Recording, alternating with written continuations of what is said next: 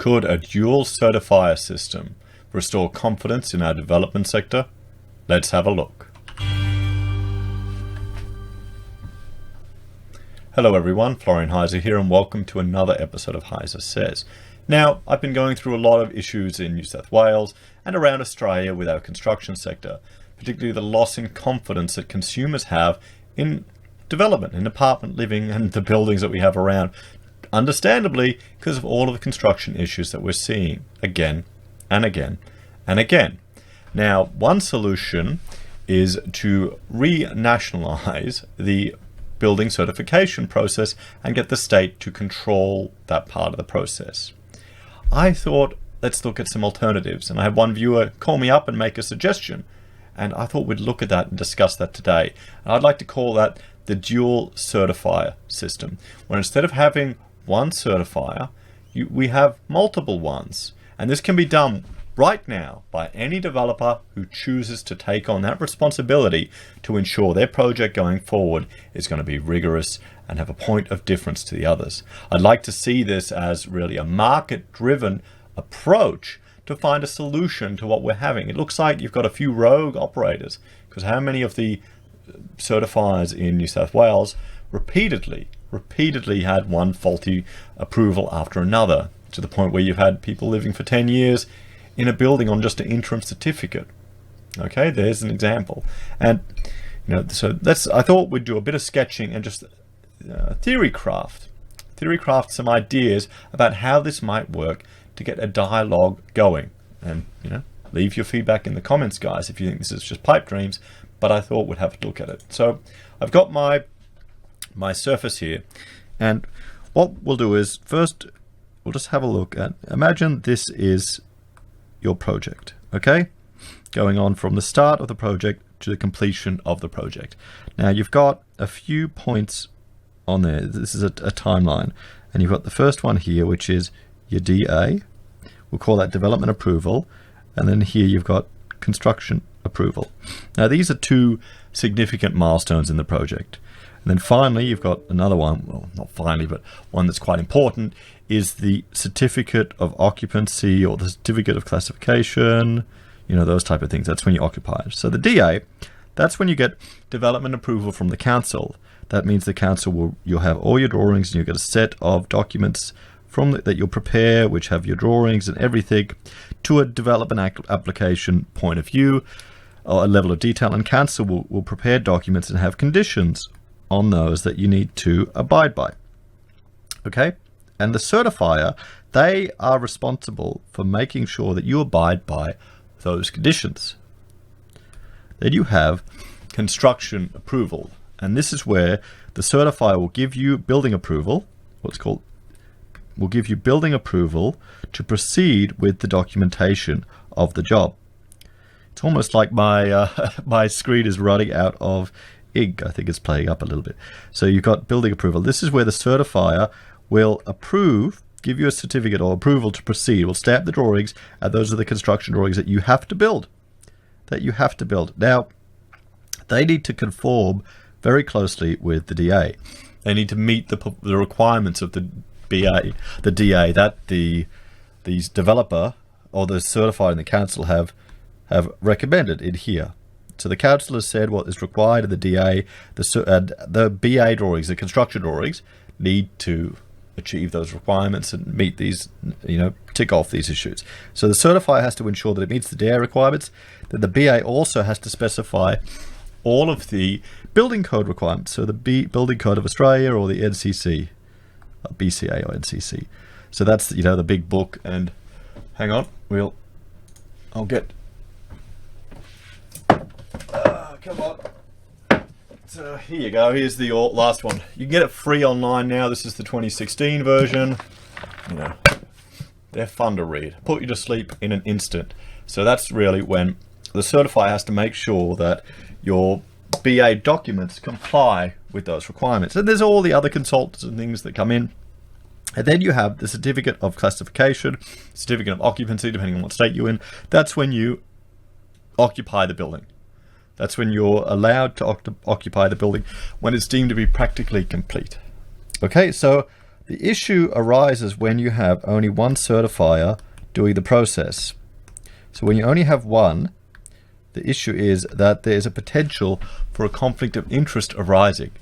So say you've got one certifier here, here, and he's just stamping off everything because he's working with the same people again and again and again. So what we would do is, hang on, I've got to just sort something out. Okay, I think I fixed that issue. So what we've got is we've got a situation where you've got 3 stages in the project: the development application stage, the construction documentation or building approval stage, and then you've got your certificate of classification stage. Now, what we'll do is, the proposal is that we move from a system where you just have one developer, one certifier here approving everything. Okay, and he's hired by the builder, and that's has the potential for a conflict of interest that can arise because of repeat work. And we've just seen, you can't tell me that it doesn't happen. We've seen it happen in the industry. So what I propose is the dual certification system. So you've got 2 certifiers, and they can both be in the market, or you could have a lottery that applies number 2 randomly from the profession. The method of picking that one is irrelevant really for this argument, but you've got all the different issues that the certifiers check, comply, make decisions on, because we don't want our building code to lose its flexibility. Okay, that's the one thing that we need to realize. Like this document, the flexibility in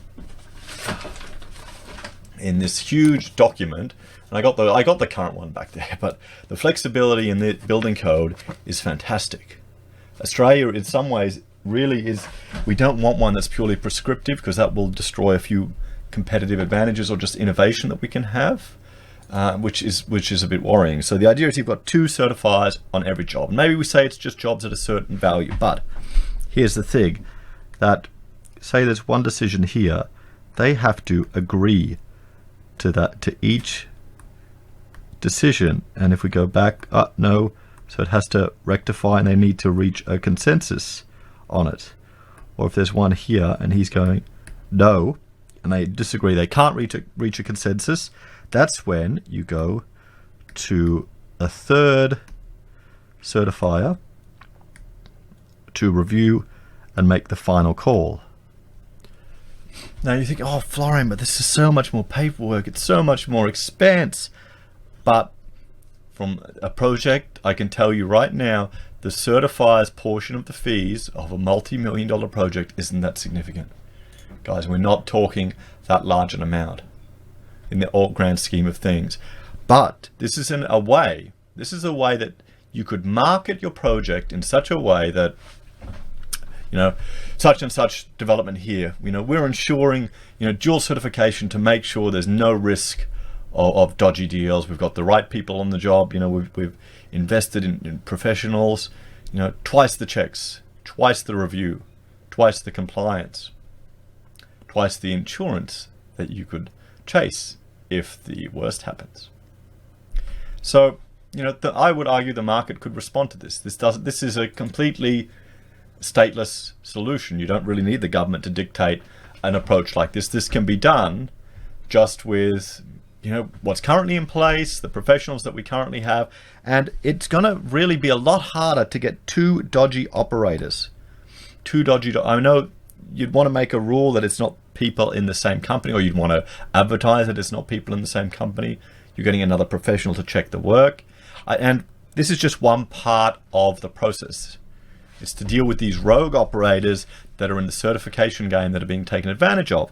And then what you need to do, the next step, is to get the market involved, to get average mum and dad who are looking at buying an apartment or looking at buying an investment property, turning this into a branding in such a way. Like, you've got the Heart Foundation brand, you've got this brand, the dual certification stamp of approval, addressing the rogue operators. We need to get the marketing guys onto it. But, for a small increase in cost in the project, you could provide additional peace of mind to people. We can avoid getting the government to mandate it, because this could still be done right now There's nothing stopping. There is nothing stopping a developer doing this. There's nothing stopping the certification industry, their professional bodies, promoting this as an approach to deal with the rogue operators. And sure, people will just say, oh, they want to make double the money, yada yada yada. I'm sure if you had two guys working it, they could work something out. It could be like an extra set of eyes, an engineer's reviewed. It would be easier to do your site inspections when you've got two. You obviously want them going out both at the same time. But there you go. So that is an idea, a suggestion. So I'd like to open it up to the comments. What do you think? Do you think this is a pipe dream? And do you think it could work? The dual certification, dual certifiers as a way of dealing with it. Anyway, guys, please like, share, and subscribe. Thanks for joining me for this episode of Heise Says, and I will see you all again next time. Bye for now.